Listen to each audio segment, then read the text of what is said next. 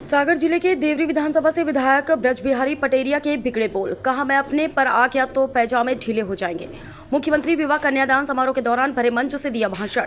समारोह में वरवधू सहित बड़ी संख्या में उनके परिजनों पहुंचे थे।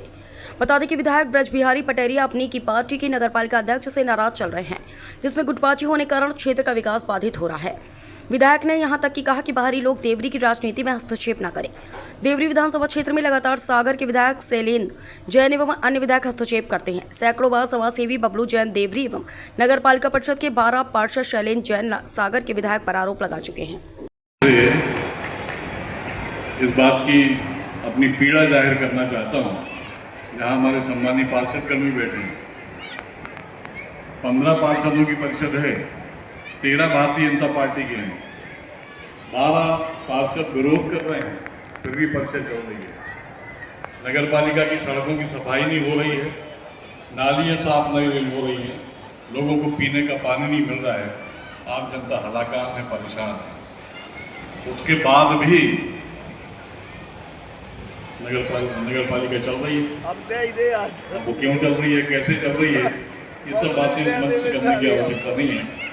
इतना जरूर कहूँगा कि जो बाहरी लोग देवरी की राजनीति में हस्तक्षेप कर रहे हैं, वो चेत जाएं, संभाल लें अपने आप को। ये ना समझें कि उनके क्षेत्रों में हमारा कोई दखल नहीं है। उनकी तरह यदि मैं अपनी पे आ जाऊँगा तो उनके पजामे ढीले हो जाएंगे। अपने आप को संभाल लें। अपने सम्मानीय पार्षदों से भी कहना चाहता हूँ, पार्षदों से क्या, जितने भी निर्वाचित जनप्रतिनिधि हैं, मैं भी उसमें शामिल हूँ। यदि हम अपने कर्तव्यों का, अपने दायित्वों का निर्वहन नहीं कर सकते, हम जनता की भावना, उनकी कसौटियों पर, उनके मन के अनुरूप काम नहीं कर सकते, उनकी कसौटियों पर खड़े नहीं उतर सकते, तो हमें अपने निर्वाचित पद पर रहने का कोई अधिकार नहीं। पार्षद लोग पड़े हैं अपनी पार्षदी बचाने के चक्कर में, परेशान हो रही है देवरी नगर की जनता। मेरी लड़ाई किसी के खिलाफ नहीं है, मेरी लड़ाई किसी के पक्ष में भी नहीं है। मेरी लड़ाई देवरी नगर की जनता की तकलीफों के लिए, जिसके लिए मैं परेशान हूँ, वो मेरे दुखी हूँ। इसीलिए सारे लोग चेत जाएं। यदि मैं अपनी पे आ गया तो फिर आप जानो और आपका काम जाने और आपका भगवान ही मालिक है। फिर इतना सब लोग ख्याल रखें। विषय से भटक गया, क्षमा चाहता हूँ, लेकिन जो मन में पीड़ा थी आज, वो भी इसलिए थी कि एक महत्वपूर्ण विषय आज नगर पालिका की परिषद की बैठक थी, विशेष बैठक थी।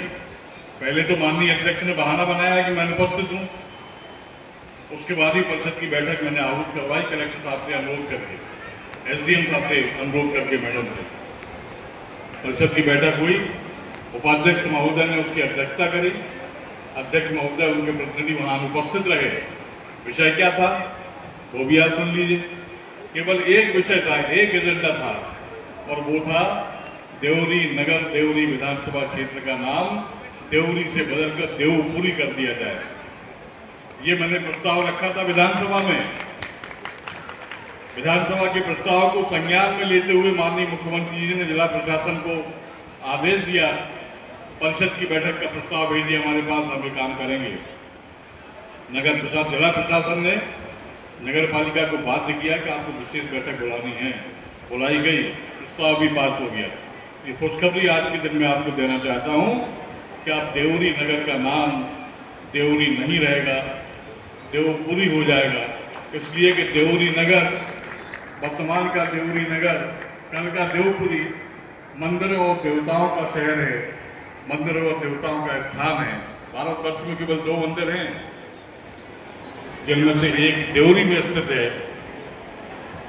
हमारे महाराष्ट्रीय समाज के आराध्य हैं, हम सबके आराध्य हैं, देव खंडेराव बाबा।